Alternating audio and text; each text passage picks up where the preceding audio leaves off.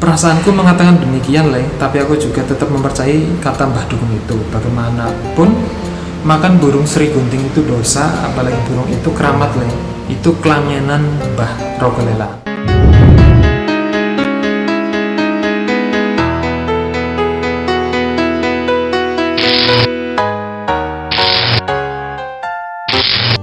Kali ini kita akan membahas kembali tentang sebuah buku, masih sama dengan episode sebelumnya, yakni buku kumpulan cerpen.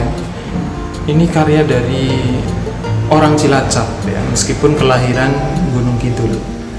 Burung Gagak di Pohon Cendana.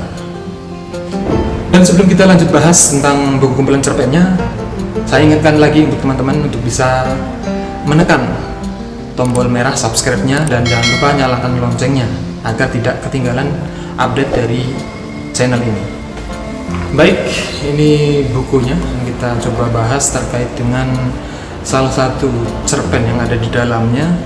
Ya, kita ambil yang judulnya sama atau mirip. Seperti apa isi dari buku kumpulan cerpen Burung Gagak di Pohon Cendana, karya dari Bapak Yonas Suharyono. Ini kebetulan beliau adalah seorang guru mengajar seni musik di salah satu SMP, salah dua di SMP negeri di Cilacap.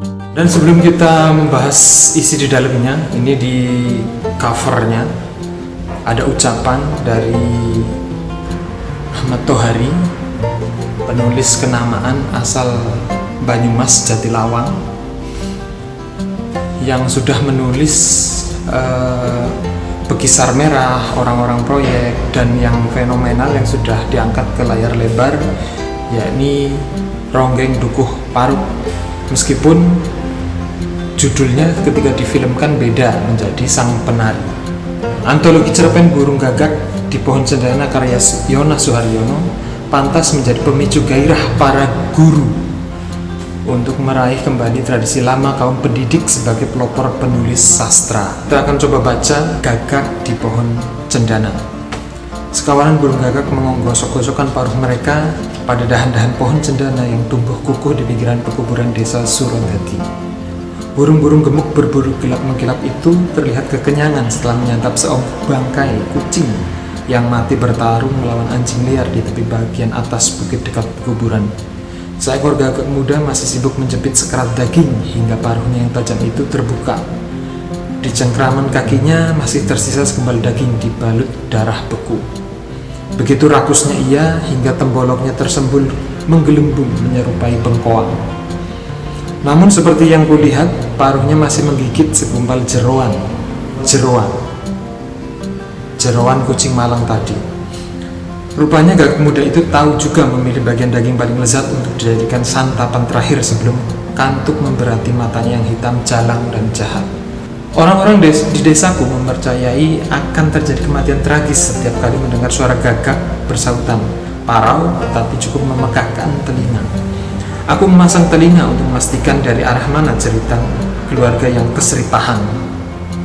Yang pertama kucurigai tentu saja Paman Karju. Lelaki penyadap nira ini sudah 5 bulan tergolek lemas, terserang panas demam. Bibi Ruah, istri Paman Karju, sudah terlalu capek merawatnya. Dari cara menceritakan ihwal penyakit suaminya, aku menangkap kesan bahwa perempuan itu sudah pasrah. Saya sudah pasrah kok, Le, kata Bibi Ruah suatu ketika. Wong ya sudah tidak sekurang-kurang ikhtiar saya, tapi Kang Karju ajek. Lah, bagaimana kata Mbah Ranu? Barangkali masih ada syarat yang belum Bibi laksanakan. Seingatku ya sudah Bibi laksanakan semua, mulai dari selamatan, kirim doa para leluhur, sampai memperbaiki atap cungkup Mbah Rogolela di alas Pule Pokok itu. Sebetulnya apa kata Mbah Ranu tentang penyakit Paman Karju itu? Pamanmu itu ternyata kena walat, Le. 5 bulan lalu seperti biasa di sela-sela pekerjaannya menyadap nira, pamanmu tak melupakan kesenangannya bedak pikap berburu di bukit Pule persis di atas pekuburan itu. Suatu ketika karena jengkel tak seekor pun burung masuk perangkap, pamanmu iseng melempar burung seri gunting yang hinggap di pohon cendana di atas pekuburan itu. Ya, daripada pulang tidak bawa hasil, bededek. Akhirnya seri gunting itu pun dibawa pulang. Padahal kamu tahu, Burung Srigunting di pohon cendana itu ingon-ingon Mbah Rogolela. Aku manggut-manggut berusaha memahami cerita Bibi Ruah. Kata Mbah Dukun, pamanmu dapat sembuh apabila makan daging burung gagak yang sering hinggap di pohon cendana itu. Loh, bukankah daging burung gagak tidak lazim dimakan? Nah, yaitu gara-gara makan burung gagak, penyakit pamanmu bukannya sembuh malah tambah berat. Pamanmu setiap hari ndeleming minta dikembalikan ke rumahnya di pucuk pohon cendana itu. Jadi menurut Bibi, penyebab parahnya penyakit Paman Karju justru gagak itu. Perasaanku mengatakan demikian, Le, tapi aku juga tetap mempercayai kata Mbah Dukun itu. Bagaimanapun, makan burung Srigunting itu dosa, apalagi burung itu keramat, Le. Itu kelangenan Mbah Rogolela. Lebih baik kita bawa Paman ke rumah sakit kota, Bi. Walah, Le. Siapa sudi membiayai pamanmu yang kere begini? Wong tilik saja sudah nggak ada yang mau kok. Dari balik sentong, ku dengar napas Paman Karju tersengal-sengal sekali mengeluarkan batuk dan ngik-ngik. Segera ku panggil tangga Teparo untuk membuat tandus sederhana. Jadilah Paman Karju kami angkut dengan ambulan tradisional menuju rumah sakit pembantu. Di sana ada ambulan yang sungguhnya sudah menunggu untuk kemudian mengangkut Paman Karju menuju rumah sakit kabupaten. Aku menyelinap di balik cungkup Mbah Rogolela, sunyi, diam, dan beku. Dari balik cungkup kuperhatikan tikah kawanan gagak sejak tadi mengeluarkan suara kasar dan jelek. Dari arah tenggara bertiup angin kencang, kemarau dingin dan kering. Seekor burung Srigunting melesat menyambar nyukik tajam, kemudian melesat menjauh untuk mengambil ancang-ancang. Meski bertarung 1 lawan 10, Srigunting tak gentar, bahkan semakin ganas dan terengginas. Satu persatu, gagak-gagak kenyangan itu disambar dengan sayapnya yang kecil namun tajam. 3 hari sejak berakhirnya perang tanding antara kawanan burung gagak dan Srigunting itu, ku dengar kesehatan Paman Karju berangsur membaik. Wajahnya sudah memperlihatkan sinar kehidupan. Aku bersyukur telah dapat meyakinkan warga desa Surodadi bahwa Mbah Rogolela tidak pernah pasang walat. Hari ke-10 Paman Karju sudah diizinkan pulang. Padaku, dokter mengatakan bahwa penyakit yang diderita pamanku itu tidak terlalu serius. Menurutnya hanya ada gangguan usus. Oke, itu tadi sudah kita baca beberapa poin. Langsung saja kita bahas terkait dengan cerpen Gagak di Pohon Cendana karya Bapak Yonas Suharyono ini. Sangat kental dengan nuansa lokalitas daerahnya, dengan setting tadi di desa Surodadi. Ini cermin suasana kehidupan kampung halaman dari si penulis itu sendiri. Ini daerah Gunung Kidul, perbukitan namun kering, sehingga lihat ke atas bukit misalkan di situ ada kuburan sangat jelas. Juga digambarkan bagaimana kesulitannya mencari makan, bahkan di situ juga ada disebutkan banyak sekali hewan-hewan yang mungkin istilahnya hewan menjijikan dijadikan lauk untuk makan.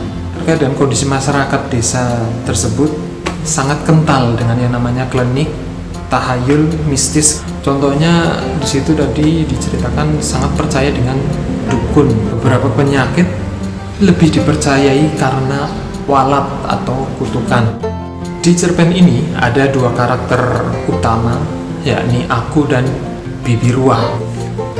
Di sini digambarkan karakter Aku ini agak-agak kurang kuat karena di depan ketika di awal dalam dialog justru si Akunya ini yang mencuatkan terkait dengan ketahayulan gitu ya, klinik. Karena langsung menanya bagaimana pendapat dari Mbah Dukun terkait dengan penyakit Paman Karju.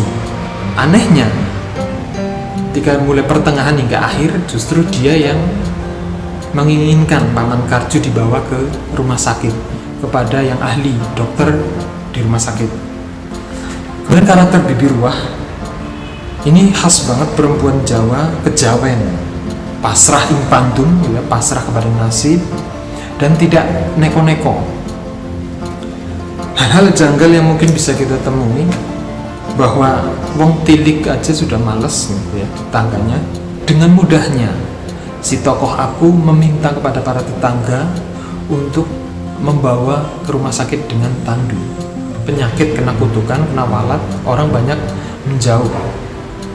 Si tokoh aku ini ingin mengembalikan karakternya bahwa dia itu tidak percaya hal-hal gaib, mistis, klinik, sehingga diceritakan di situ ketika si tokoh aku melihat pertarungan antara Sri Gunting dengan Gagak, dia tidak menceritakan kepada warga akutnya, justru ini akan menambah kepercayaan mereka terhadap hal-hal yang berbau klinik itu. Dia seorang yang rasionalitas, tidak percaya dengan klinik, sehingga dia tidak menceritakan perihal pertarungan Sri Gunting dan Gagak.